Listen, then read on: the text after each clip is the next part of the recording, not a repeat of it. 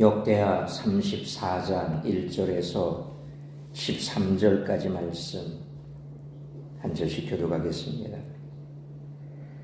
요시야가 왕위에 오를 때에 나이가 8세라 예루살렘에서 31년 동안 다스리며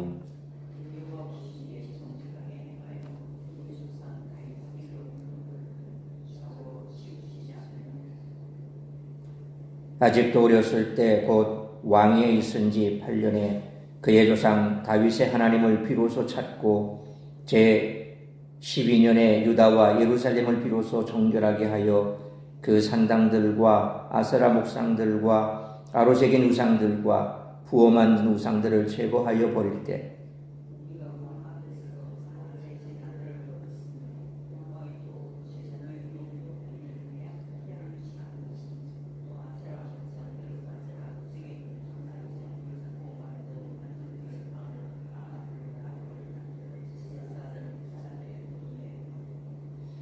제사장들의 뼈를 제단 위에서 불살라 유다와 예루살렘을 정결하게 하였으며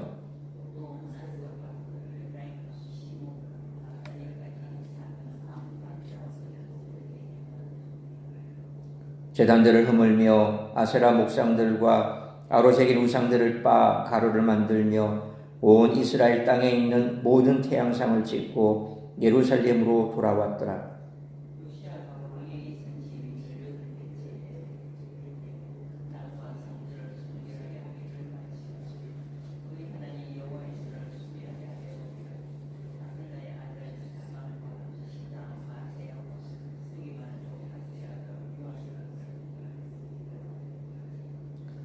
그들이 대제사장 hil기야에게 나아가 전에 하나님의 전에 헌금한 돈을 그에게 주니 이 돈은 문을 지키는 레위 사람들이 므낫세와 에브라임과 남아있는 모든 이스라엘 사람과 온 유다와 베냐민과 예루살렘 주민들에게서 거둔 것이라.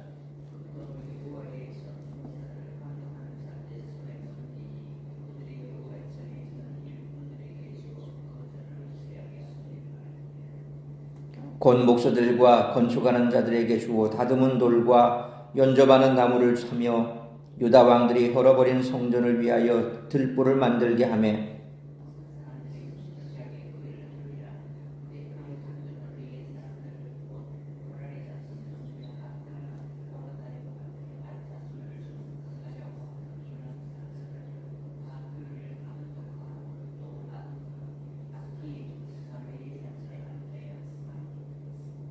(13절) 읽습니다. 그들은 또 목도꾼을 감독하며 모든 공사 담당자를 감독하고 어떤 레위 사람은 서기와 관리와 문지기가 되었더라. 아멘. 요시야의 통치는 34장에서 35장에 걸쳐서 기록됩니다. 34장은 요시야의 종교개혁, 35장은 유월절을 지키는 장면으로 구성됩니다. 34장은 1절로 13절이 요시야의 성전과 땅의 정화에 대해서, 14절로 33절이 율법책의 발견과 훌다의 예언 및 언약을 맺는 장면에 대해 기록하고 있습니다.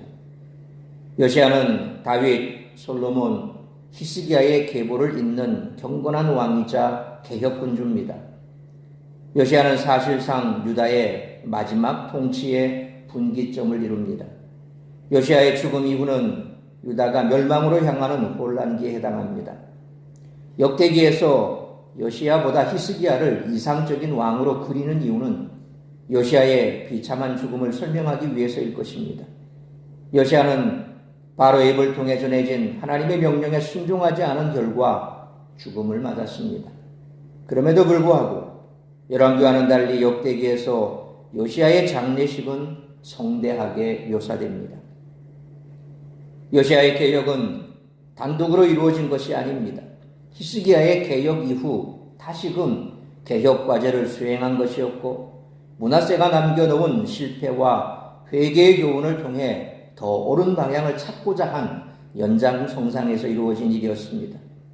요시야의 통치기는 유다의 마지막 신앙의 혁신시대였습니다. 2절에 그의 조상 다윗의 길로 걸었다라는 말씀은 여동치는 국제 질서와 권력의 틈바구니를 뒤로하고 그에게 남은 가장 돋보이는 평가였습니다. 요시야가 8세에 등극해서 8년 후에 조상 다윗의 하나님을 비로소 찾았다라는 말씀처럼 다윗이 명령한 성전 중심의 삶은 이스라엘을 지탱하는 보이지 않는 중심이었고 보이는 것으로 실현되어야 할 궁극의 신앙이었습니다. 므낫세의 회개에도 불구하고 요시야의 눈에는 아직도 헐어버려야 할 아세라 상들이 보였고 부수어버려야 할 우상들이 질비했습니다. 요시야는 정결하게 한 성전을 다시 수리하고 무너진 성전을 보수하기 위해 사람들을 세웠습니다. 개혁은 버릴 것을 버리고 있어야 할 것을 지키고 보수하는 일입니다. 다윗의 길을 걸었던 히스기야도 그렇게 했고 요시야도 그렇게 했습니다.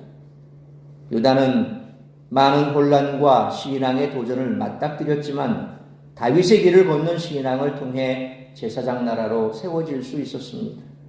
요시야가 바로 다윗의 길을 선택한 그런 사람이었던 것입니다.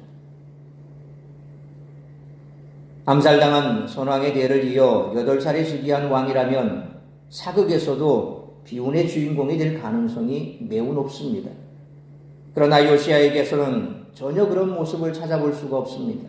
오히려 요시야는 자신의 불리한 상황을 극복하고 종교개혁을 성공적으로 이끌었습니다. 따라서 종교개혁이 성공할 수 있었던 이유에 대해 말씀하는 오늘 본문의 말씀을 통해 우리들이 깨달아야 할 것은 첫째로 1절로 7절 말씀처럼 믿음으로 말씀에 순종하는 삶을 살아야 한다는 것입니다. 요시야의 행보는 므낫세와 완전히 대조됩니다. 므낫세는 하나님을 섬긴 아버지 히스기야와는 달리 우상을 섬기다가 늙어서야 회개했지만 요시야는 2절로 3절 말씀처럼 우상을 섬겼던 아버지 아몬과는 달리 어려서부터 하나님을 섬기며 다윗의 길을 따랐습니다.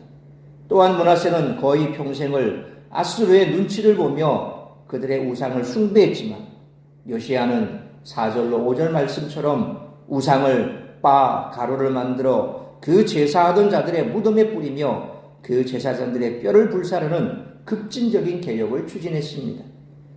어떤 이들은 요시야 때에는 아수르가 약해졌기 때문에 이것이 가능했다라며 요시야의 개혁을 평가절하하기도 합니다. 그러나 3절 말씀처럼 요시야가 개혁을 시작한 즉위 12년 곧 주전 629년은 아수르의 마지막 왕 아수르 바니팔이 죽기 2년 전입니다. 따라서 시간적 순서를 본다면 아수르가 약해져서 요시야가 개혁을 진행했다기보다는 20세 어린 왕이 담대히 개혁을 실행하는 모습을 보신 하나님이 아수르를 약하게 하셨다고 보는 것이 더 합당할 것입니다. 6절로 7절 말씀처럼 요시야는 왕국 이스라엘의 여러 성읍까지 가서 우상을 제거하며 하나님을 섬기게 했습니다. 요시야의 종교개혁 원리처럼 아수르라는 위협을 두려워하지 않고 담대히 말씀대로 실천했기 때문에 그리고 하나님이 그것을 보시고 도우셨기 때문에 가능했습니다. 그러므로 하나님은 믿음으로 담대히 말씀에 순종하며 살아가는 자를 반드시 도우시며 절대 감당할 수 없는 시험은 주시지 않은 줄 믿고 믿음으로 말씀에 순종하는 삶을 살아가는 우리 모두가 되시기를 축원합니다. 두 번째로 8절로 13절 말씀처럼 말씀과 교회 역사를 통해 계속해서 개혁을 이루어 나가야 한다는 것입니다. 요시야는 낡은 성전에 관심을 돌렸습니다. 11절 말씀처럼 성전에는 므낫세와 아몬의 의도적으로 헐어버린 그런 부분이 많았습니다. 이에 요시야는 성전 보수공사를 추진하는데 8절 상반절 말씀처럼 이때가 즉위 18년 곧 26세 때입니다. 요시야는 24장 4절로 13절, 열왕기하 12장 7절로 15절 말씀처럼 과거 요아스가 성전을 보수할 때 사용했던 방법을 거의 그대로 사용했습니다. 요아스 역시 7세에 즉위한 왕입니다. 열왕기하 11장 21절로 12장 8절 말씀처럼 요아스는 어려서부터 제사장들에게 성전 보수를 지시했지만 제대로 이루어지지 않자 즉위 23년 30세가 되어서야 성전에 재정 출납해서 제사장 레위인들을 배제함으로써 공사를 진행할 수 있었습니다. 그래서 요시야는 8절 하반절로 12절 상반절 말씀처럼 요아스의 선례를 따라 돈이 제사장이나 레위인들을 거치지 않고 직접 일꾼들에게 전달되게 해 순조롭게 성전 보수를 진행해 갈 수 있었습니다. 어저께인가요? 대통령이 직접 광주를 찾아가서 그곳에서 무안공항 이전, 큰 공항 이전, 또 광주 시민들이 광주에 가보면, 저도 옛날에 직장 생활할 때 영업차 광주에 가보면 수시로 비행기 소리가 얼마나 세게 나는 줄 모릅니다. 군공항이 거기 있으니까. 그러니까 오랜 동안 그 공항 이전이 서로 무안과 광주 사이에서 줄다리기 하면서 뭔가 제대로 안 되는데, 이제는 대통령이 직접 내려가서 그것을 서로 조율하고 듣고 어떻게 하면 되겠느냐 조율하는 모습. 그러니까 그냥 내비두면 뭔가가 일이 계속해서 늦어지고 안 되죠. 요아스가 성전을 보수하고자 할 때 제사장과 레위인들이 그 사이에 껴 있어서 자꾸 이해 충돌이 생기고 또 서로 알력이 생기니까 일이 되지 않지 않습니까? 그러니까 재정 출납에서 제사장과 레위인을 배제시켜버리고 바로 일하는 사람에게 돈을 줘라. 그렇게 해서 성전을 수리게 하라. 결국 그렇게 명령을 내리자 성전 수리가 제대로 되고 일이 되더라는 것입니다.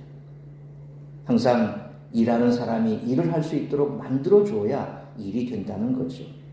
그래서 요시야 역시 8절 하반절로 12절 상반절 말씀처럼 요아스의 선례를 따라 돈이 제사장이나 레위인을 거치지 않고 직접 일꾼들에게 전달되게 해서 순조롭게 성전 보수를 진행할 수 있었던 것입니다.